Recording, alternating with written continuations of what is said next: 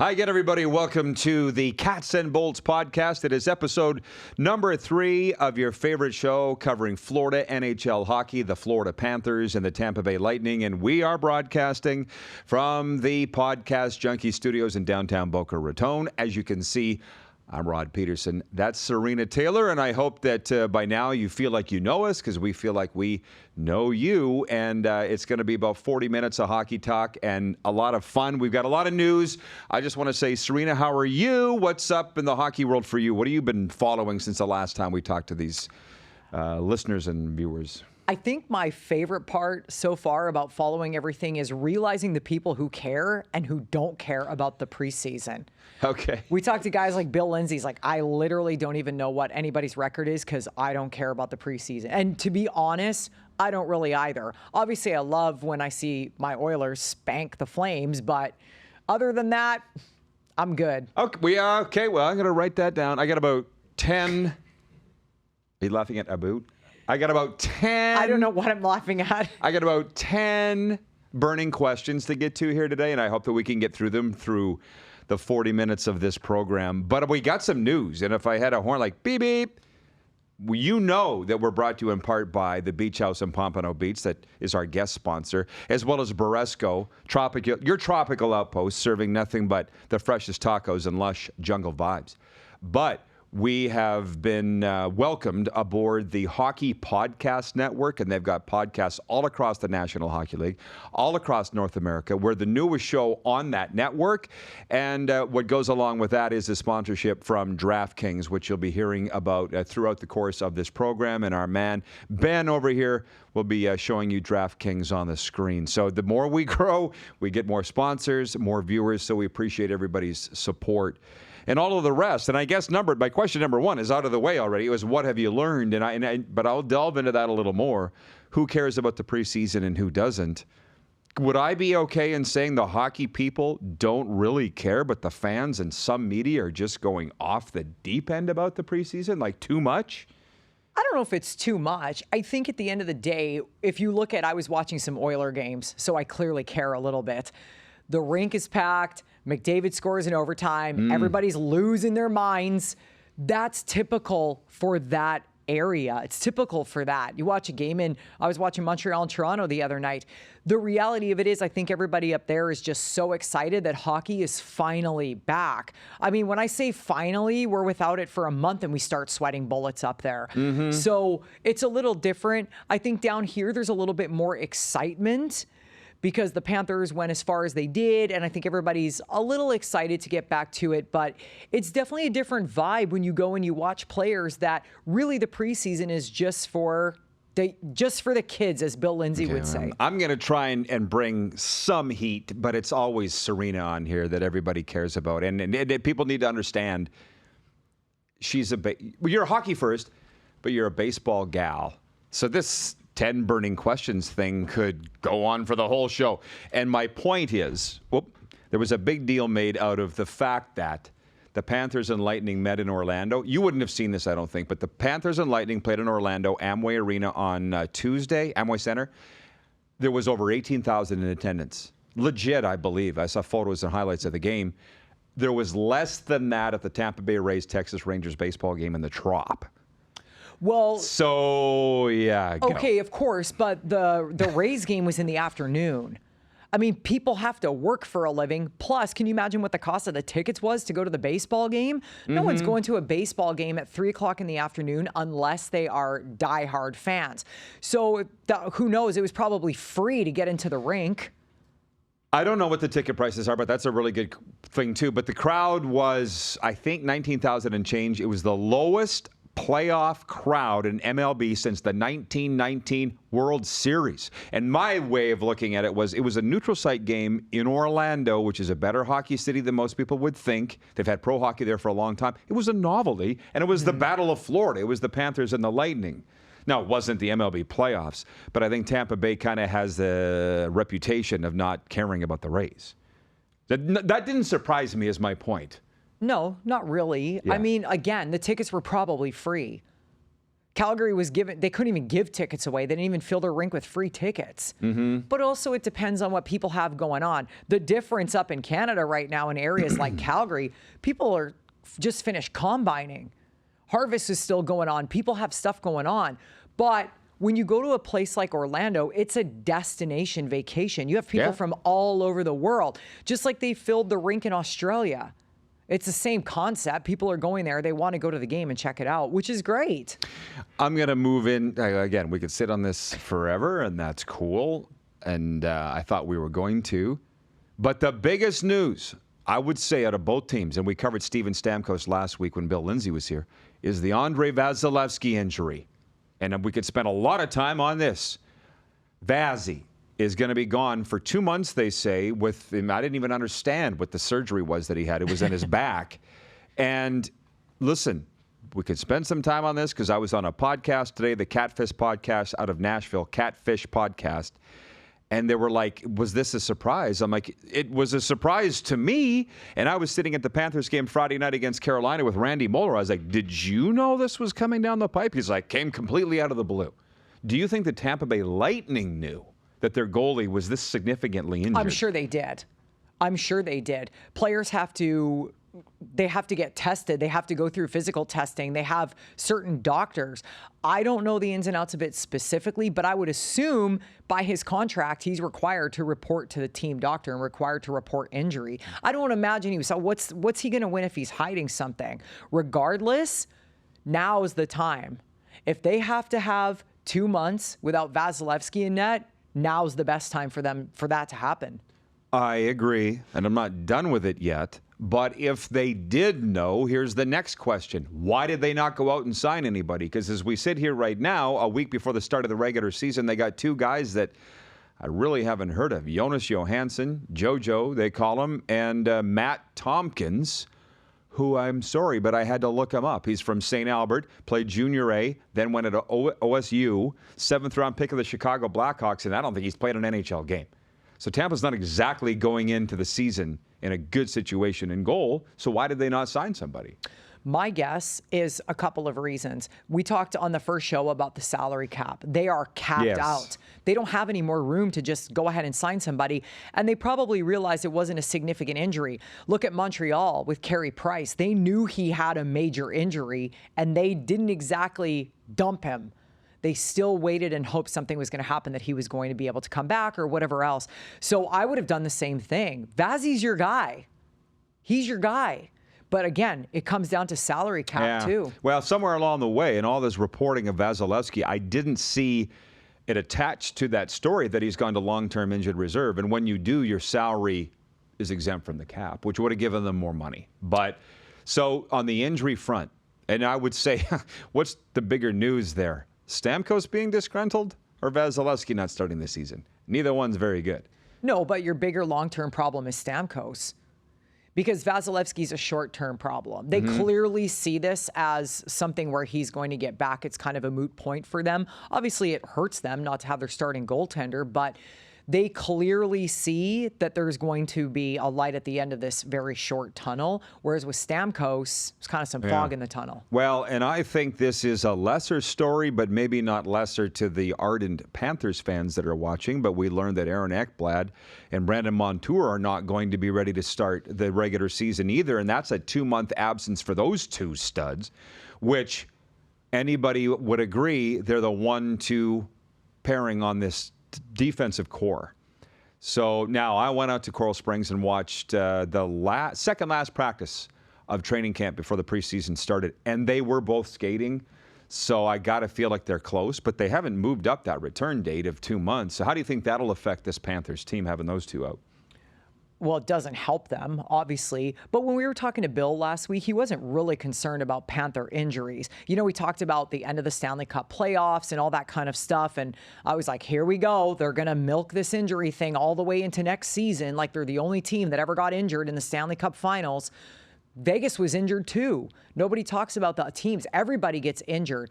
But back to this point, Ekblad, they're going to be fine. Ekblad gets banged around a lot. Montour is a tough player. probably the same as Vasilevsky. They're looking at it like these are short-term things that we're going to be able to deal with. It's not a good thing to lose defensemen, but I think they're going to be fine. Like I said, all of these teams are dealing with injuries, and they take care of it in the summer and at the start of training camp so that the guys are healed and ready to go when they're getting their legs underneath them without as much body contact. They're going to be fine. It's going fast. We know what we're doing, right, Ben? As you can tell. I gives us the thumbs up. So my addendum question on all that, what's the bigger loss? Those two, Ekblad and Montour, or Vasilevsky? Which is the tougher void to try and fill? Because I don't think it's a real easy answer. I don't know if there is an answer. You're looking at two completely different situations because it's two different teams. If it was guys on the same team, maybe that's a different answer. But I think they both have a little bit of it. I'm looking at it like this. I don't think either team feels that they have this steep hill to climb. I think they feel like, let's get ourselves over this hump, get all these guys healed. They'd rather rest a guy for an extra 2 weeks and make sure that he's ready to go. It's going to hurt them both in other ways, but I think, honestly, Tampa is strong enough up front that they're going to be okay. You've seen it as much as I have over the years. When a team puts in their backup goaltender, they play that much better in front of him. So I think Tampa's in a better position, but it's hard to say. John Cooper addressed this, obviously, multiple times, and what he said is kind of what you're saying. We need to play better defense, eliminate or cut down scoring chances and shots, right? So help out whoever's in goal. Now, having said this, before I move on to the next thing, this is going to hurt Florida because it's not just about Ekblad and Brandon Montour, but who they also lost in free agency was Radko Gudas to Anaheim and Mark Stahl to Philadelphia. Now you got 4 guys that played in the Stanley Cup playoffs last year out. That's not good. That's not good to open the season. I don't know if the word lost, that might be a strong word. They signed somewhere else. I personally feel like it was time for Gudas to go. That's my opinion. I was not impressed with Gudas in the playoffs at all. And Mark Stahl, I mean, the wheels have kind of gone flat on that. I thought it was going to be a good signing for them originally. I thought, how could you not win with a Stahl on your team? I don't mean win. I mean, how is that not a win for you? But I feel like Gudas, it was time. And after the stuff I saw in the playoffs, they were skating him a lot, and I'm sure he was probably tired, but the showboating he pulled in Toronto, I was not a fan of, and in the goalie's face, and you just don't do that. And then he didn't bring his game, and it did not help. Well, they kept putting him on the ice in the final. He couldn't do anything. Took some really stupid penalties in Game 3 of the Stanley Cup final. So I guess my point is, these are just bodies, Serena. It's how do you replace these guys, whether they're good or not. Mark Stahl played a lot, and Gudas probably played more. So who are you replacing them with? And to be honest, Oliver Ekman-Larsson's a guy that I watched in Arizona for a long time, and I'm a very big fan of OEL ball, although I know a lot of the hockey people around here aren't necessarily, because he's not really a defensive guy. He's already on the first power play unit. They know where to put him. Right? So anyways, I'm going to say it'll hurt the Panthers more. Now, interesting. I had former Panthers coach Doug MacLean on my normal television daily talk show today. Doug MacLean, who, by the way, write it down, boys. He lives in Delray Beach. He's coming down next month. We're going to get him in here. Beautiful. The Doug MacLean. He's not afraid to speak his mind. He's a little like you. And I hold back on this podcast. Believe it or not. Don't. I'm not asking you to hold back. What are you holding back? Well, nothing. Exactly. Let's wait till I get comfortable. Just wait till I get comfortable. Her bark is worse than her bite. Trust me. Okay. This is why we get in arguments on our own couch. There's just things we don't agree on, Ben. But we get them over them fast. I mean, we ignore it. We just agree to disagree. We sweep it under the rug and move on. And move Very on. healthy. What are we going to eat? Yeah. So, where was I? Doug MacLean was on and said he doesn't like the arrogance coming off the Tampa Bay Lightning. And I was like, whoa. I'm glad you said it. I'm glad And I'm not saying I agree. I'm just saying I'm glad somebody said it and somebody had the balls to make a comment like that. Nobody talks like that anymore. Oh, they don't because they get canceled, Right. which is why I don't talk like that. But here we go. I don't think Tampa is cocky. I think they're confident. I think the arrogance coming out of Florida is worse than it is coming out of Tampa because now everybody thinks, oh, the rink's going to be full and the this and the that, and we're going to jack up the ticket prices, and it's going to be the thing to do to go to Panthers games. Nah, man, chill out.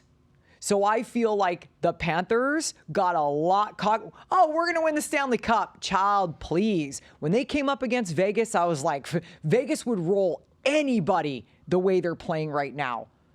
So for him to say that about Tampa, all right, maybe, but I don't think that they're arrogant. I really don't. John Cooper, I don't think John Cooper is the kind of coach that's going to have arrogance around him. He just doesn't strike me as the guy that puts up with that crap. But interesting 14-minute mark, Ben. Oh, here we go. 14-minute mark because he wants to cut the clips. The girl that says she holds back. Okay, I'd hate to see what you are holding back after that. People always say that to me. They're always like, by all means, tell us how you really feel. I'm like, oh, you don't want that. You couldn't handle that. Oh, here we go. But no, seriously. Like, I appreciate Doug MacLean saying that. I appreciate when people give their opinion like that. Absolutely. If that's his opinion, that's his opinion. He might not be wrong. I just think there's teams out there that are way more arrogant. You ever been to Montreal? Earned. Touche.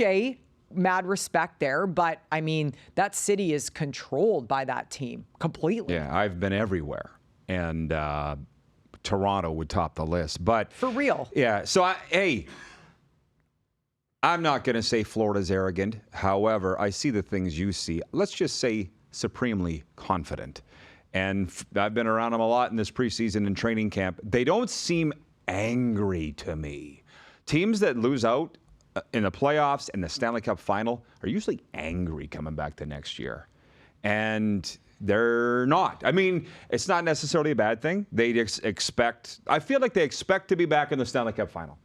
And I'm like, it's not just going to happen. But for a lot of their own reasons, and good reasons, I'd say, they're like, it took them till Christmas to get the Paul Maurice system figured out last year. And then once they did, they rolled. They're like, we're going to be ahead of the game this year. That's one thing.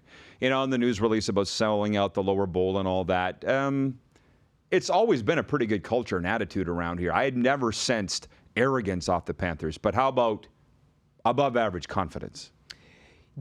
I agree with you. This is a great fan base in South Florida. It's a great fan base. No complaints about the fans here. They're incredible. Yeah. Seriously, they are. They like their team. They're a good fan base.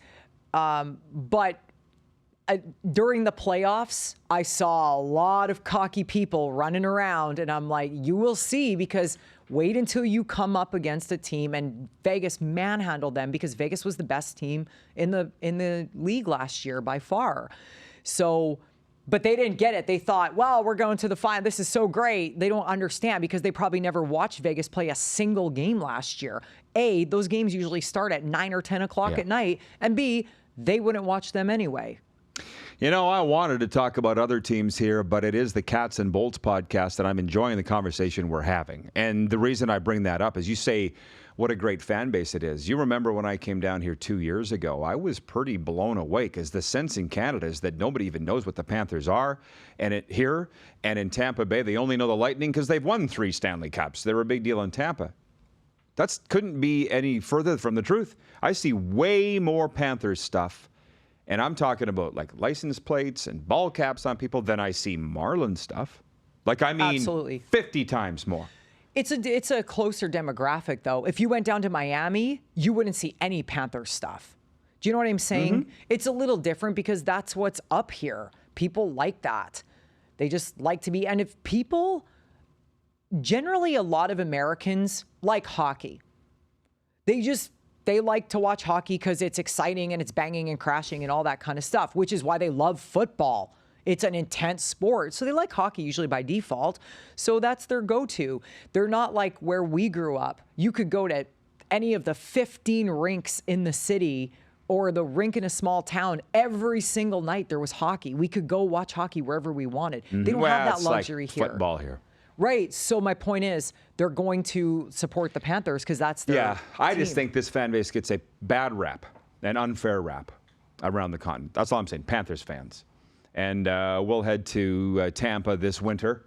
We'll make some road trips and see what we see over there. I mean, I've been there, and I do think the Lightning are a bigger deal there than the Panthers here, but it stands to reason, right?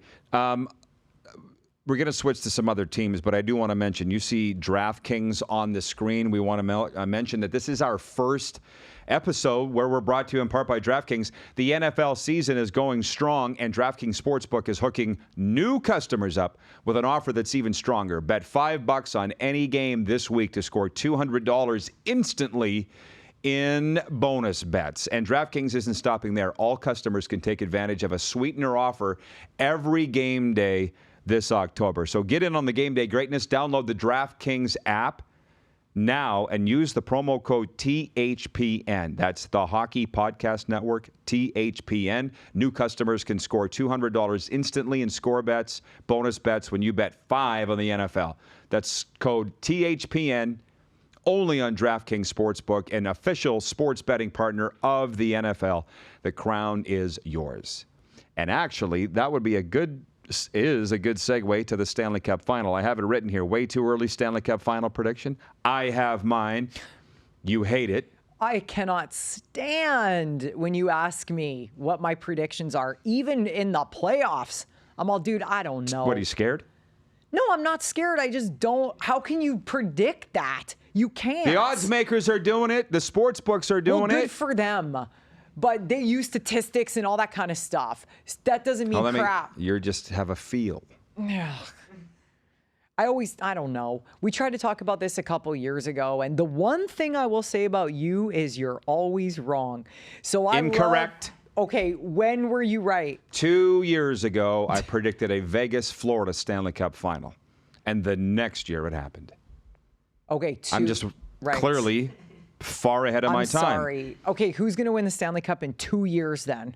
Well, I'll tell you what, Vegas is going to be tough again this year.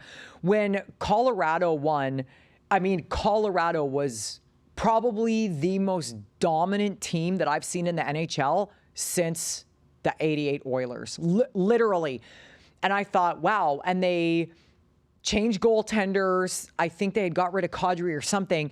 And I thought, well, it's not going to be that destructive. And it changed their whole team. And they have Nate McKinnon, who is, if people here don't really get to watch Nate McKinnon because it's a different time zone. That guy is so good. He's a stud. He is unbelievable.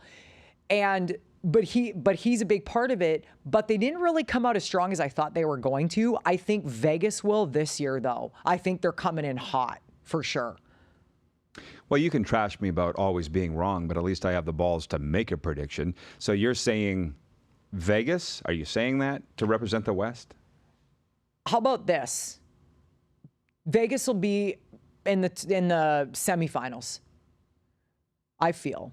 Okay, so I asked for a Stanley Cup Final prediction, and I'm not getting it. So mine is Edmonton-Toronto, which I know you hate even more. Here we go. This guy, man, every time pick somebody besides Edmonton. Anybody besides Edmonton. Reason being, not only did I pick Vegas, Florida 2 years ago, they made it. Craig Button, our good friend from TSN in Canada, predicted a Blues-Bruins Stanley Cup Final the year before it happened. So I just think some of us are just a little too far ahead of our time. I mean, listen, if the Oilers-Leafs were the Stanley Cup Final, number one, I'm not sure the world could handle it. Nobody here would care, but Canada would blow up. It would come undone. Obviously, it could happen. They're predicted to be, I got the Leafs number one in the Atlantic Division, and the Oilers, doesn't matter if they finish first in the Pacific or not. I have them winning the West. Edmonton, and not just because I'm such an Oilers fan, the last 2 years, realistically, probably were good enough to win the Stanley Cup. Last year, they were even better than they were the year before. They came up against Colorado. There was no way they were going to beat Colorado. Made a couple changes. They were even stronger, and then they came up against Vegas. And I feel like when Colorado beat Edmonton, That was when they put the pedal to the metal. And same thing with Vegas. Vegas barely got out of the first round. And then all of a sudden, once they beat Edmonton in, I think it was the third game, boom, they were just gone. And I could see it happening. And once Vegas beat Edmonton, I knew they were going to be a force to be reckoned with. I think we got time to get through all of these, and they're good ones. I mean, one is Connor Bedard. And I love the fact that people that I don't even know that we're here. And I had a guy write me, sorry, Lightning. I had a guy write me and say, hey, Chicago's making a swing through Florida on these dates. Where's the best place to go to watch him, Tampa Bay or Sunrise? And I said, well, I would say Sunrise. The tickets are cheaper. They'll be easier to get. Mm-hmm. And I can meet up with you here. We'll go to the game because I'm already, you know that I got a gang going. Our guy Scott. Yeah. We're going for Chicago guy. Even he knew about Connor Bedard. Everybody knows about Connor Bedard. Well, he's a Blackhawks fan, to be fair. Yeah, sure, he's a he Blackhawks should. fan, so he knew. Yes. Which is a good sign, though. Yeah. What do you say? He's the best in the world or He something? was the best player in the world. I was like, and how many shifts have you watched him play, Scott? Love you, but how do you know, boo? How do you know? Because he probably wasn't watching a lot of Regina Pats games or World Juniors, but still. If he watched one Regina Pats game, I will eat my hat. They're not even watching the Pats games in Regina now that Bedard is gone. So, though, November 12th, he's coming through Sunrise with the Chicago Blackhawks. And in this NHL preseason, in his debut, the Blackhawks beat the Blues 2-1 in overtime, and he assisted on both goals. And then the other night, Chicago beat Detroit 4-2. He had a goal and 2 assists. He's playing with Taylor Hall and Corey Perry. And I think it's a hell of a story. First of all, you guys have to come on the 12th. He is flashy. You know who he reminds me of? Better, more talented. Remember when Mike Comrie played junior and he would just wheel around? Bedard is flashy. He's so good with the puck. He's got an incredible shot, all of those things. But going back to when I was on your show, we talked about, like, everyone's like, why the hell did Chicago pick up Corey Perry? First thing out of my mouth. To play with Bedard. Same thing with Taylor Hall. To play with Bedard. You have to put an 18-year-old with guys who know what they're doing. If you don't put him with experienced guys, you're going to set him up for failure. And that's exactly why Chicago made those moves after they drafted Bedard. Well, we'll see how it goes. I mean, I find this really interesting that Corey Perry's rookie season in Anaheim was 2005, 2006. Connor Bedard was born July 2005. Can you imagine playing with a kid that was born your rookie year? We'll see how that goes. I'm sure it'll go fine. But what are they going to do? Hang out? What are they going to talk about? Well, they can't go to the bar. He's only 18, so. It's incredible to think that. It actually makes me feel super old, but that's a whole nother thing because I'm way older than that yet. Mm-hmm. And you're even older than me. Nah, I was going to say you are old, but that would incriminate myself. Yeah. So that's when Bedard's coming through, the second week of November, so get your tickets now. Before they maybe even jack them. I'm just looking at news items of the year, and I had some people write me and say, we're listening to your podcast. Can you talk about some other teams besides the Panthers and Lightning? I'm like, yeah, of course. We're open for business, whatever you want. If that means you're going to watch or listen.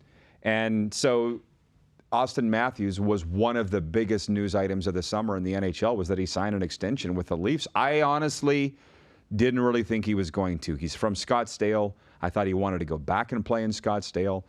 And what do you think it says that he signed? Not a real long term. Was it 3 years?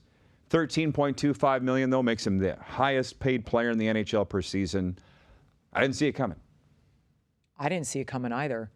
What it says to me is that Auston Matthews is like, this is my chance to win the Stanley Cup. If I go back to Arizona and retire or whatever I'm going to do, I'm not winning a Stanley Cup there. He knows this is his chance. If he's going to the dance, it's with the Leafs. And I got to give him credit.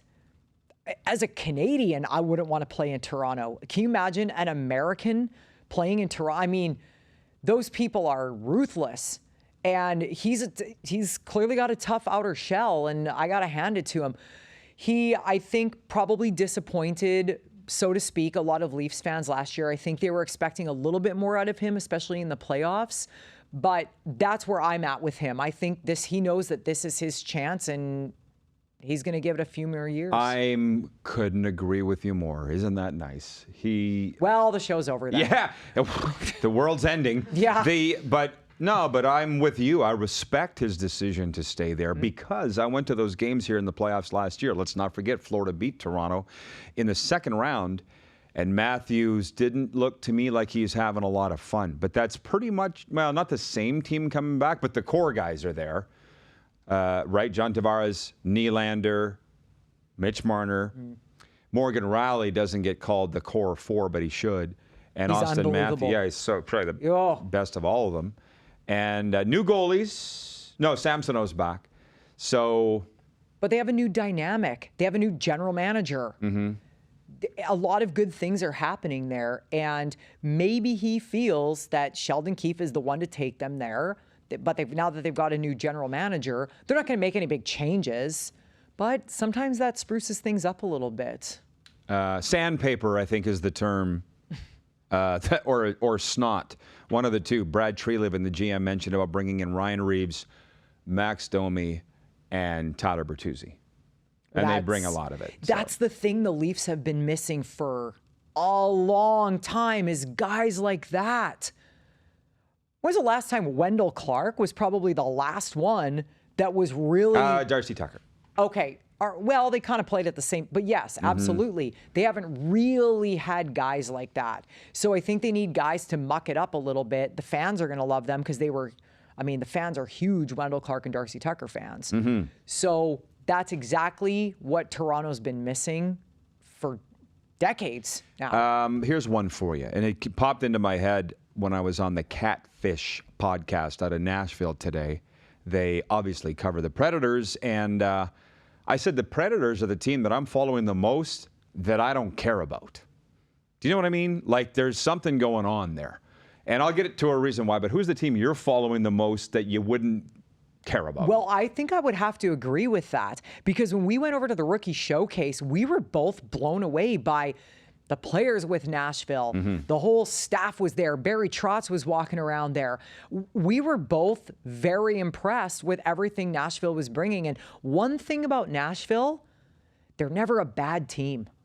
They always have a pretty good team.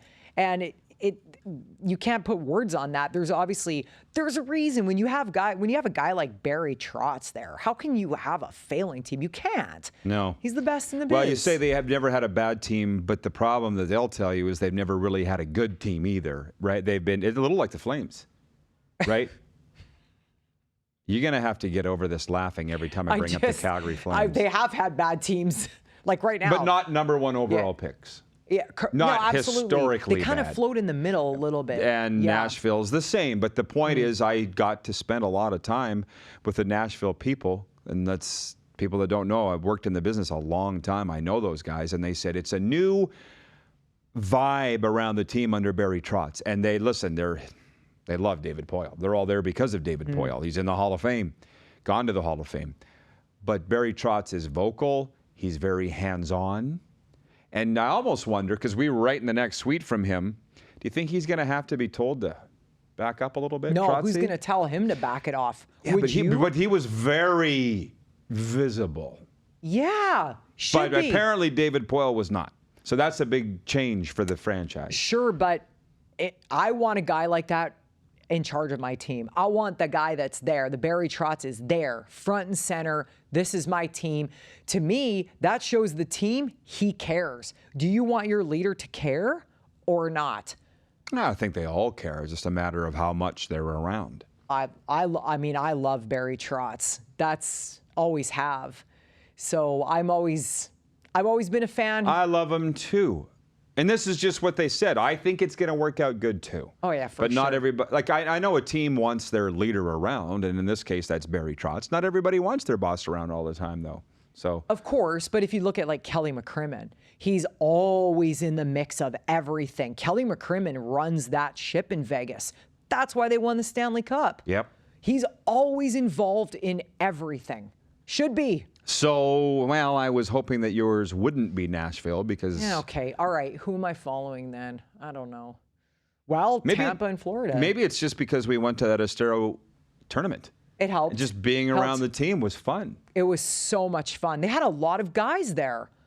There was probably 8 or 10 guys in the box next to us. Well, and I might want to also point out too, and I meant to talk about this and didn't, but there was a player poll, and I always love the player polls because the players know what's going on. And they voted NHL players voted Andrei Vasilevsky the best goalie in the NHL. No surprise to anybody, I don't think. We've had that discussion here. Number 2 was Juuse Saros of the Predators. And in the article that was written about it, they're like, Vasilevsky's 6'4", like 230. And they interviewed a shooter of one of the players, and he was like, you can't even see the net when you're coming down to Vasilevsky. But he said Saros, they're total opposite, 5'11". And it's kind of funny that I watched them play here at Florida in the preseason, and every shot at Saros went in. Like he didn't want to be there. Again, the preseason. Right. Nobody was blowing up over that, which they should have because he was terrible, but it didn't matter. It was the preseason. Back to the Panthers for a second. I saw a stat the other day that kind of knocked my socks off a little bit. Matthew Tkachuk's, if I have the numbers right, and I'll be close, 213 points the last 2 seasons are number 3 only to McDavid and Draisaitl in the National Hockey League. You know they're going to be up there again. Do you think he will be? Yeah. Oh, yeah. He has landed in the right place, without a doubt. Him being in Calgary was, he's a competitor. It doesn't matter where he plays. I think he's going to compete. But I really feel like this is the spot for him. It's just guys have that chemistry on different teams and in different cities, and every city has a different vibe. Every team has a different vibe. And this is his vibe, and he clearly thrives off of being in a laid-back environment, which was kind of going back to the Austin Matthews comment about how, as an American, he would take a lot of heat in Toronto. It's the polar opposite here. Tkachuk went from Calgary, where it's a Canadian city, down here it's completely different. So I just feel like he probably thrives a little bit better, which is interesting because Gaudreau went from Calgary to Columbus and didn't do squat. Mm-hmm. Well, my mind's racing because I'm thinking about we got a lot of people listening to this show and watching it that are from Canada. We have a lot here in Florida that have never been to Canada, and they don't really understand the hype around. It's a thing in Canada that it's too much. The fans are too much. The media is too much. And I'm not going to say that's wrong, but I just have a tough time believing that if Mike McDaniel, the coach of the Dolphins, went out for supper, he'd get harassed. Tua Tagovailoa would get harassed. Like I said, it's this. Lionel Messi, like he went to Publix and the photo was up within seconds. But that's a people thing, not a country sport thing. But there are not too many hotter cities for fans than Edmonton. And if Wayne Gretzky and Connor McDavid can excel in that environment, nobody has an excuse anywhere else. There's not one city that has a lot more intensity than Edmonton, maybe Toronto and Montreal, but Montreal's next level for that. But that's how I feel. And yet Wayne lives here. We live here. I'm just throwing that out there to see how she reacted to that. It's nice I don't here. think Connor McDavid's there because he has to be. Yeah, but no, when Wayne lived in Edmonton and played, there was not a lot more pressure. He won 4 Stanley Cups in Edmonton. You couldn't go anywhere, but he still did, and he never made a big deal about it. He never whined about it and cried about it. You don't hear McDavid ever complain about anything. No, and that's the difference, I think, in the players now, because Radko Gudas, who clearly you're not a huge fan of, but he said he had offers from Toronto and Edmonton, and he didn't go. He went to Anaheim because he didn't want to deal with the pressure and the hype. And I thought, wow. Well, he couldn't. He wouldn't be able to handle it. And at least he knows that. I have no issues with that. Mm-hmm. Absolutely. One last thing. If you have a gambling problem, call 1-800-GAMBLER or visit .1800gambler.net. In New York, call 877-8-HOPE-NY or text HOPE-NY. In Connecticut, help is available for problem gambling. Call 888-789-7777 or visit ccp.ca. Please play responsibly. On behalf of Boot Hill Casino and Resort, licensee partner Golden Nugget Lake Charles, 21 plus, age varies by jurisdiction, void in Ontario. Bonus bets expire 168 hours after issuance from DraftKings. See sportsbook.draftkings.com/football terms for eligibility and deposit restrictions, terms, and responsible gaming resources. Has that got it? I guess.